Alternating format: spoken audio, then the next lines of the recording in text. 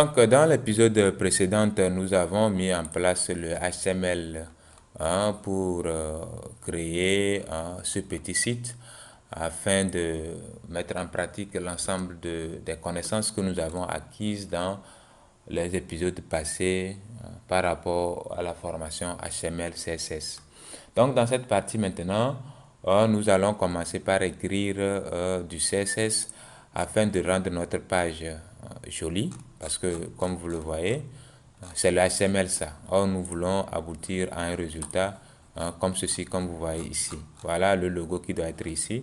Et voilà le logo qui couvre toute la page. Et puis, vous voyez tout ceci, c'est pas normal. Voilà. Donc, on commence rapidement. La première des choses, j'avais mis un ID ici dont la valeur est contenant. Donc, il va falloir agir sur ça pour recentrer ma page et commencer. Donc, rapidement, on va créer un fichier CSS. Ici, je fais New File, CTRL S pour enregistrer. Je vais créer un fichier que je vais appeler style.css. Voilà, donc style.css. Et ce fichier style se retrouve ici. Très bien. Donc, je reviens ici et indiquer le nom de mon fichier CSS. Donc, style.css. Je l'ai directement mis comme ceci parce que le fichier HTML et le fichier CSS sont tous dans le même dossier. Pour ceux qui auront à créer un dossier, il va falloir vraiment regarder la position de votre fichier HTML et votre fichier CSS afin de mettre le chemin convenablement. Donc, pour ma part, c'est simple. Donc, revenons dans le fichier CSS plutôt. Et je vais commencer par appliquer une propriété CSS sur l'ID dont la valeur est contenant. Voilà. Donc, histoire de diminuer, c'est trop large. Tout est large comme ça. Je vais ramener ma page pour centrer la page comme ceci. Parce que tout le reste, c'est le body. Donc, moi, je vais centrer tous les éléments pour que ça soit au beau milieu. C'est la raison pour laquelle j'ai utilisé la balise div là. Voilà. Donc, dièse, quoi, la valeur de l'ID, je vais copier cette valeur là, que je vais coller là-bas. Voilà. Et qu'est-ce que je vais faire? Je vais fixer le Wi-Fi. Je vais mettre un Wi-Fi de peut-être 900 pixels en pourcentage. Bon, pour faire simple, je vais mettre 900 pixels. Et puis, je vais mettre margin auto. Qu'est-ce que j'ai écrit? Margin auto. Et bon, ok, je crois que c'est déjà bon. On va actualiser pour voir. Voilà. Bon, vu que les images sont déjà trop larges, pour le moment, ça sera compliqué de voir les choses. Donc, je vais continuer un peu avant qu'on puisse voir le résultat de ce que je suis en train de faire. Maintenant, le header left, c'est-à-dire cette partie et cette partie. On revient ici. On avait deux parties, le header left et puis le header right. Donc, le header left va occuper quel pourcentage, c'est-à-dire quel sera le wife du header left et quel sera le wife du header right. Donc, pour ma part, je vais donner un wife de 69% pour le header left et 28% pour header right. D'accord? Donc, on revient. Je mets toujours dièse. Où est le header left? Voilà. Comme il y a beaucoup plus de choses là-bas, je vais mettre wife 69%. 69%. Et je vais aussi faire la même chose pour le header right. Dièse, je colle, je copie, coller. Pourquoi? Pour éviter de faire des erreurs, tout simplement. Donc, ici, je vais mettre wife 28%. Voilà. Maintenant, on va voir est-ce qu'il y a des choses qui commencent par changer. Non, pas encore. Bon, on va continuer toujours et vous verrez ce qui va se passer. Style.css, un instant, je vais vérifier quelque chose pour me rassurer que ce que j'ai mis là-bas est bon. Ok, c'est bon. On avance. Et cette fois-ci, qu'est-ce qu'on va faire? On va dire à header left et header right d'être sur la même ligne. Que cette partie, on va ramener cette partie-là, que ça soit sur la même ligne parce qu'actuellement, ils se suivent. Il y a cette partie, il y a le logo et les éléments de menu qui sont en haut et ceux qui sont en bas. Maintenant, il veut que cette partie vienne à droite et l'autre partie à gauche. Donc, pour le faire, je vais tout simplement copier ceci pour ne pas répéter les propriétés CSS. Je vais mettre ceci, virgule, et ceci. Voilà. Je vais dire display inline block. Voilà. Donc, je suis en train de vouloir quand même leur dire d'être alignés. Normalement, vu que vraiment les choses sont trop larges, pour le moment, ça sera compliqué de voir vraiment le résultat. Donc, on continue. On va essayer de diminuer la taille des éléments tout à l'heure. Et puis, on va voir ce que ça va donner. Donc, on va continuer avec le logo. Ce logo-là, parce que à l'intérieur ici, on a la partie logo et la partie des éléments de navigation. Donc, le logo, je vais lui donner une taille de 20%. Voilà. Donc, il va donner une taille de 20% au logo et une taille de 75% pour le nav. On y va. Donc, dièse logo. Je vais mettre wife. J'ai dit combien? 20%. Point virgule. Et maintenant, il y a la partie nav qui contient les éléments de navigation. Donc, je vais mettre nav, wife. On va donner 75%. Voilà, point virgule. Donc, ça va leur permettre aussi de se caser dans les éléments là-bas. Donc, toujours, c'est trop. Le logo est trop grand. Donc, on va tout à l'heure arranger les choses. Très bien. Donc, aussi, il faut que le logo et le nav aussi soient sur la même ligne. Il faut qu'ils soient sur la même ligne. Donc, je vais reprendre la même chose en mettant tout simplement ici le logo, virgule, nav. Je pouvais mettre virgule nav, virgule logo ici, vu qu'il y a déjà display inline block là-bas. Mais on ne sait jamais. Il peut y avoir des circonstances où je vais appliquer une propriété CSS juste à ces deux éléments-là. Voilà. Donc, on continue. Après ça, on va tout simplement dire à notre image qui est ici, ou bien on va mettre aussi un ID. Bon, en attendant, on va mettre directement IMG pour voir ce que ça va donner. Donc, IMG wife, vu que le IMG est à l'intérieur de ce P, et ce P là, je l'ai dit d'avoir un wife de 20%, je vais dire maintenant à mon IMG de prendre les 100% d'espace disponible dans le P. Là, ça devait normalement réduire automatiquement la taille du logo. Voilà, vous voyez. Donc, le logo, la taille du logo a diminué automatiquement. Donc, ce qui fait que nous voyons bien l'alignement et l'effet de tout ce que je viens d'appliquer là. Donc, vous voyez que ma page est bien centrée de part et d'autre. Pour ça, en fait, c'est ce qu'on avait écrit depuis ici. Voilà.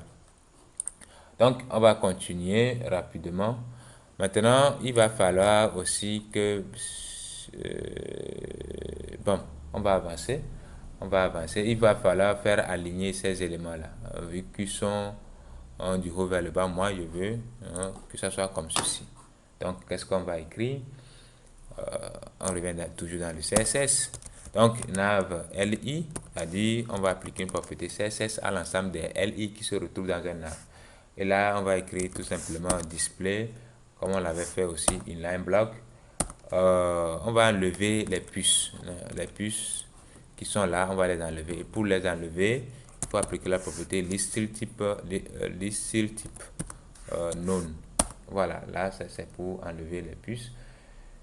Et on va retourner voir ce que ça va donner comme résultat. J'actualise et voilà nos éléments qui sont là.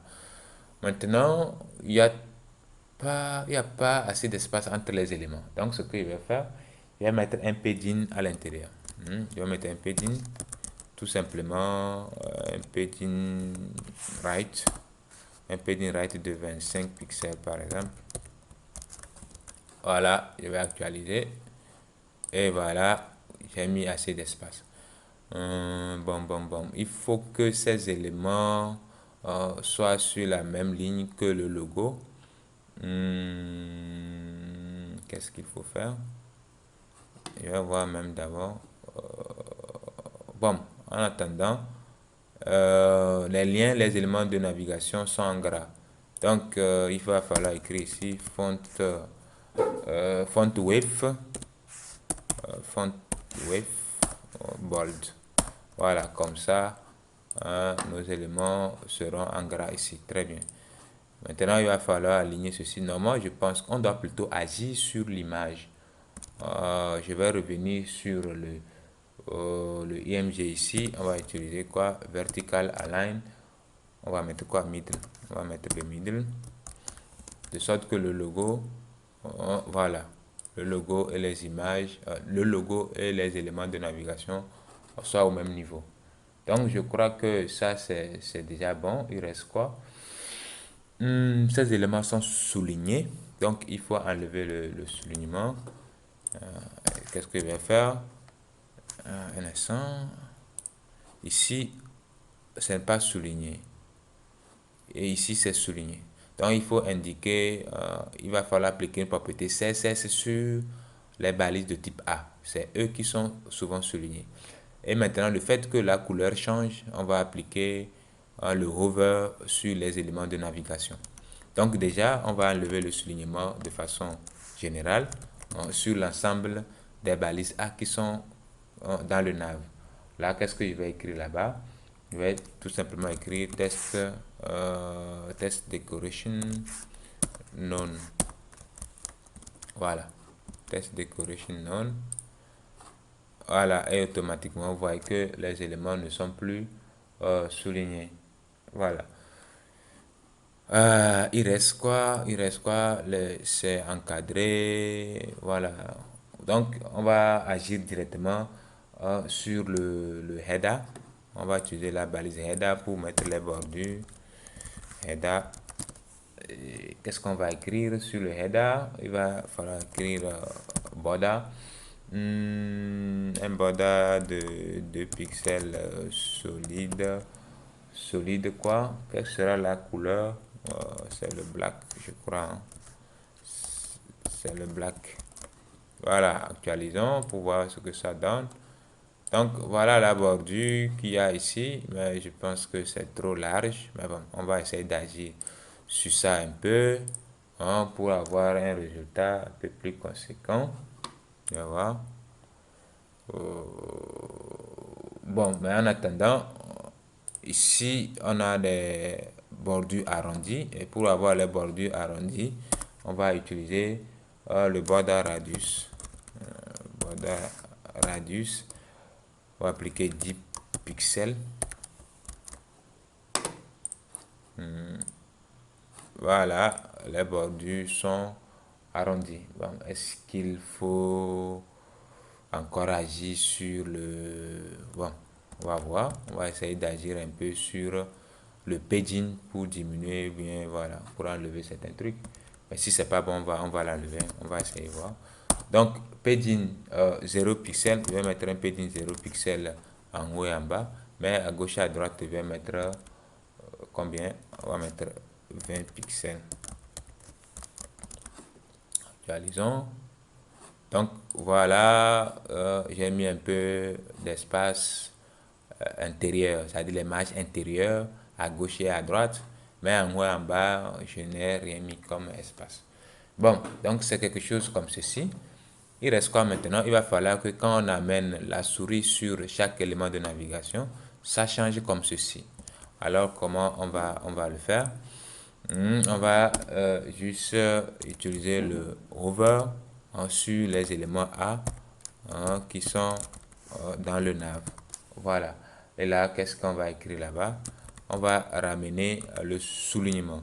Donc, test decoration, underline.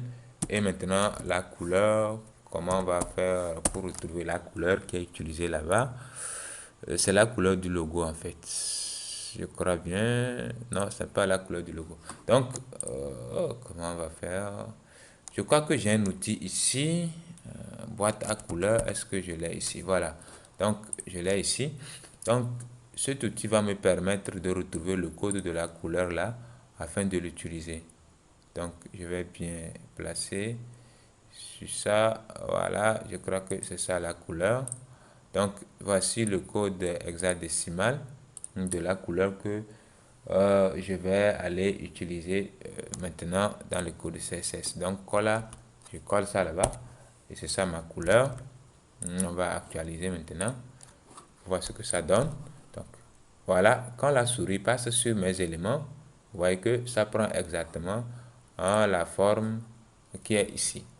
Donc, je crois que pour cette partie-là maintenant, c'est bon. Il reste quoi maintenant? Il reste le contenu des formations ici. Donc, revenons dans notre éditeur.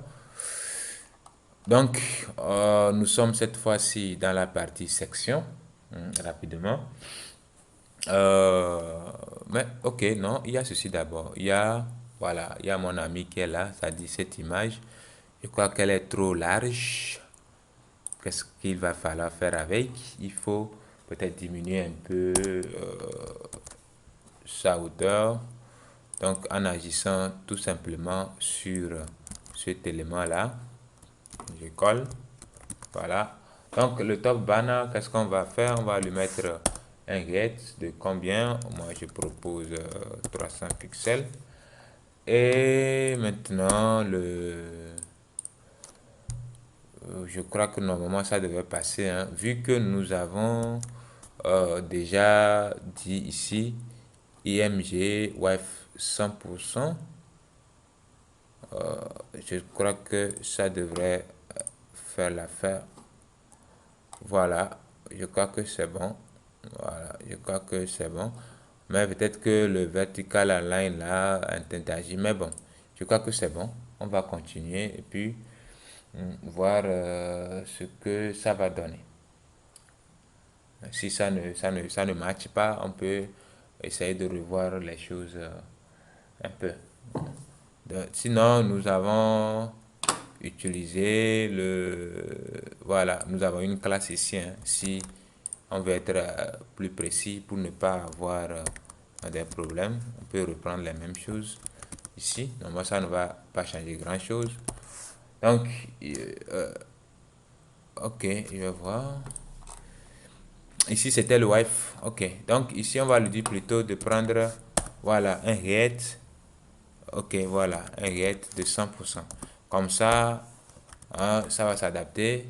Donc, l'image va prendre le get de 300 pixels automatiquement à l'intérieur, voilà, du P. Voilà, donc, voilà, excusez-moi. Donc, c'est ça. Donc, c'est bien. Maintenant, il reste quoi? Il va falloir centrer mon ami là, comme ceci. Comme c'est fait ici, le souligner et puis l'écrire complètement en majuscule. Voilà. Donc, on revient à la ligne.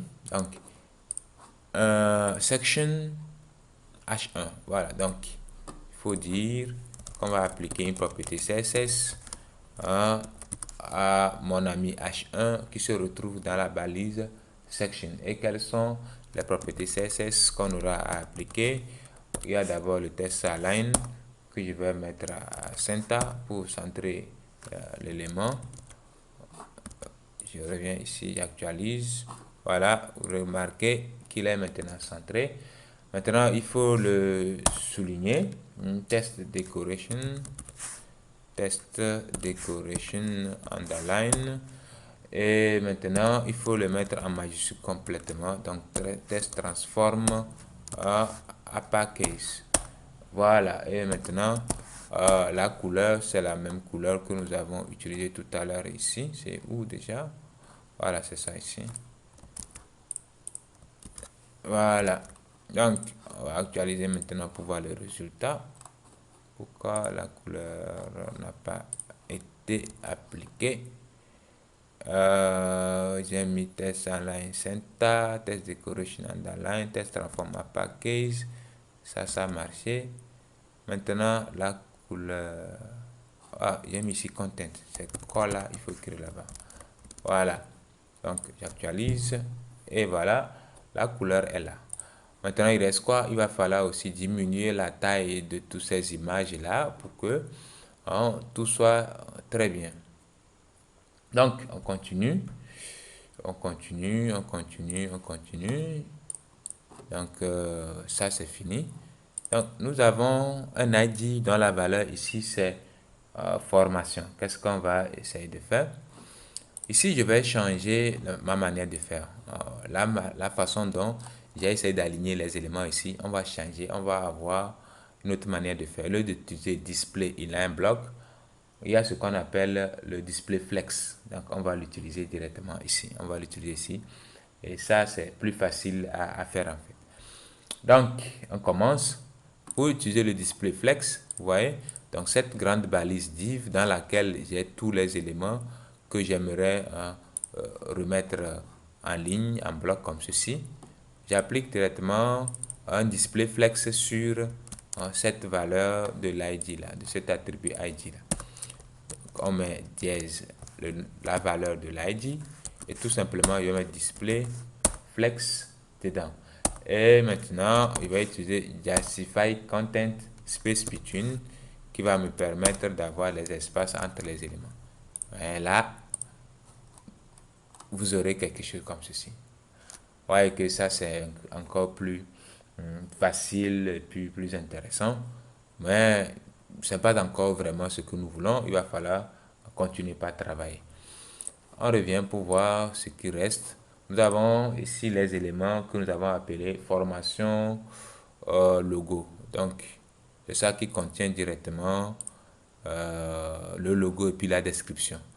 Très bien. Donc, je vais copier ceci, revenir dans le code, puis appliquer des propriétés CSS à cette classe-là. Et quelles sont les propriétés CSS que je vais appliquer à cette classe? Il faut donner un wife. Je vais donner un wife de 23% à ces éléments-là. Comme ça, voilà, ça va bien se répartir comme cela se devrait. Maintenant, il reste quoi? Il va falloir ajuster la taille des images pour que ça soit un peu bon. Voilà. Donc, pour le faire aussi, nous avions une classe dans laquelle il y a l'image. Et le nom de la classe, c'est ça. Je vais utiliser cette classe-là en mettant point la valeur de la classe et on va juste reprendre un wife. On va dire de prendre un wife de 100% et le height, on va fixer ça. On va fixer le height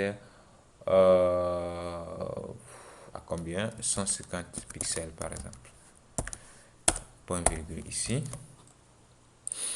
Actualisons. Donc, voilà ce à quoi ça ressemble.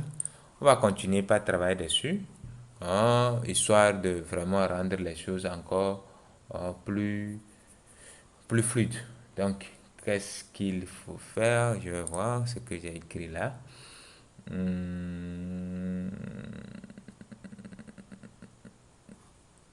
Bon, donc, je vais faire ceci. Le IMG qui se retrouve dans cette classe, vous voyez, nous avons cette classe-là qui se trouve dans la balise P. À l'intérieur de cette balise P, nous avons ce IMG-là. Donc, je vais appliquer des propriétés CSS sur ça. Toujours le wife, je vais dire de prendre 100%. Et maintenant, le height aussi de prendre 100%. Comme ça, il va remplir tout. Voilà. Vous voyez? Très bien. Donc, il remplit, les images remplissent automatiquement la hauteur et la largeur disponibles. Donc, nous sommes en train d'obtenir vraiment le résultat que nous avons ici. Qu'est-ce qu'il reste à faire maintenant? Il faut changer la couleur des titres et puis ne pas les souligner. Voilà. Les titres se retrouvent dans quoi déjà? dans les H2. Voilà, donc je reviens dans le CSS.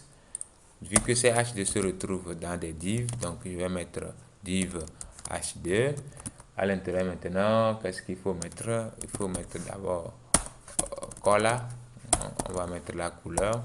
Et ça, c'est quelle couleur? C'est la même couleur que nous avons utilisée tout à l'heure ici. Donc, je copie ceci que je vais venir coller là. Ah, il manque le dièse. Donc, dièse là. Et maintenant, les éléments sont soulignés. Donc, il faut éviter que ça soit souligné. Donc, le A qui se retrouve dans le div, il faut rapidement mettre test decoration. Test decoration none. Comme ça, nos amis ne vont plus être soulignés et puis la couleur aussi est changée automatiquement. Donc, vous voyez que vraiment, c'est très intéressant à mettre en place. Donc, on va faire la même chose pour le footer. Il va falloir aligner les éléments. Donc, pour ce faire, qu'est-ce que je vais faire ici? Je vais tout simplement agir sur le footer avec un display flex, exactement, comme je viens de le faire là-bas. Donc, footer, display flex. Voilà. La même chose, justify content space between. Voilà. Actualisons pour voir le résultat. Voilà les éléments qui se sont alignés en même temps. Ah, maintenant, qu'est-ce qu'il va falloir faire? Il faut fixer une largeur fixe pour tous les éléments pour que ça soit un peu plus présentable. Donc, nous avons une classe CSS que j'ai utilisée dans les 3 blocs. Alors, je vais appliquer un wife sur cette classe-là. Et là, ça va s'appliquer automatiquement sur les 3 blocs. Donc, je vais prendre un wife de 32% pour chacun des blocs. Donc, voilà à propos de nous, liens utiles, puis nos contacts. Vous voyez qu'il n'y a rien de plus intéressant que ça. C'est facile à mettre en place. Maintenant, on va voir ce qui se passe. Donc, on a souligné le à propos, et puis lien utile, et puis nos contacts. Voilà, il va falloir les souligner aussi. Voilà, donc pour les souligner, je vais préciser qu'il faut souligner les H1 qui se retrouvent dans la balise dont la classe est égale à fblock. Pourquoi je ne veux pas directement mettre H1? Parce que si je le mets et puis j'applique une propriété CSS, ces propriétés-là vont s'appliquer sur l'ensemble des H1 qui se retrouvent dans mon projet. Or, ce que je m'apprête à écrire là doit s'appliquer uniquement sur le H1 qui se retrouve en bas de page et justement dans la balise B, voilà, dans la balise dont la classe a pour valeur fblock. Donc, qu'est-ce que je vais écrire? C'est test decoration. Test decoration. Underline. Et puis la couleur, toujours ramener la même chose. Je crois bien que les couleurs doivent être les mêmes choses. Je vais voir. Ah non, la couleur est bleue. Ok, donc il va falloir qu'on cherche aussi le code de la couleur. Là, le code de la couleur, le code de la couleur. Je crois que, attendez, je vais prendre le P. Ah, c'est bon. Je l'ai eu. Voilà le code hexadécimal de la couleur. Donc, je vais l'utiliser là-bas. Il y a un dièse de trop. Voilà. Maintenant, allons actualiser. Donc, voilà ce qui est fait. Maintenant, les points qui sont ici, je crois qu'ils ne sont pas là. Il va falloir aussi les enlever. Et comment je vais le faire? Le LI, tout simplement. List type non. Voilà. Et puis, je crois que c'est bon. Est-ce qu'il y a quelque chose à écrire encore? Voilà. Je vais mettre les listes type là dans le inside afin de repousser ceci un peu vers la gauche. Donc, on va faire list type position inside. Bon, même si ça ne change pas grand-chose, hein, voilà. Mais on a la possibilité, bien, on va voir tout à l'heure, on va essayer de repousser ça, hein, vers la gauche un peu. On va continuer, hein, par faire quoi déjà? Je vais voir ce qui reste à faire. Euh, Ici, je vais voir. Ok, la couleur ici est bleue. Or, ici, c'est noir. D'accord. Donc, il va falloir changer la couleur. Le A, les A qu'on a utilisés en bas là, se retrouvent dans le UL, dans le LI. Voilà. Donc, qu'est-ce que je vais écrire ici? Écrire L, UL, LI et puis A. Donc, pour dire que d'appliquer cette propriété CSS là à l'ensemble des A qui se retrouvent dans les LI et les LI eux-mêmes qui se retrouvent dans les UL. Donc, il va écrire ici, colla, excusez, colla 2 points, black. Voilà. Et il faut aligner le test à gauche. Vu que le test est aligné à gauche, je vais l'aligner vraiment à gauche. Donc, test align left. On va actualiser pour voir le résultat. Donc, mon test n'est toujours pas aligné à gauche. Allons-y. Je vais continuer par appliquer les propriétés. Je crois qu'il y a un padding à l'intérieur. On va voir. Donc, je vais écrire pour enlever le padding qui existe dans le UL. Hein, ce UL là qui se retrouve dans le footer en bas. Donc, j'actualise.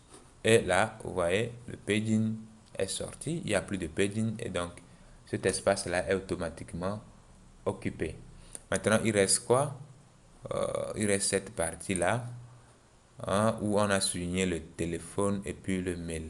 Donc, je crois que ça, c'est facile à faire. Vu déjà la signature qu'on a mis en place ici, il suffit d'appliquer le underline sur le span et puis le tour est joué. Donc, je fais tout simplement span. Et puis, quoi, test decoration underline. Et je crois que le résultat doit être là. Voilà. Donc, vous voyez que, bon, c'est facile, hein, ce que nous avons fait. Il y a pas, c'est pas vraiment compliqué. Voilà.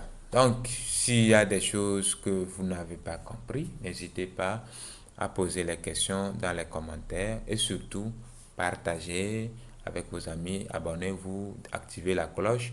Nous aurons beaucoup de choses à partager avec vous, hein, dans les prochains tutos.